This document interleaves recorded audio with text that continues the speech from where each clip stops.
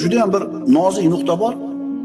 Agar banda Alloh tomonga qarab bir qadam bossa, Alloh u tarafga qarab bir necha qadam bosadi. Banda Alloh taologa qaytay, bo'ldi endi tavba qilay degan fikrni kallasiga olib kelishligi bilan hali hech narsa qilmadi, qaranglar. Bo'ldi endi bugundan ichmayman dedi. Bo'ldi bugundan boshlab namozni boshlayman dedi. Shu fikr kallasiga kelishligi bilan Alloh taolo shu bandani qalbiga saodatni berib qo'yadi. Xotirjamlik berib qo'yadi, taskin berib qo'yadi.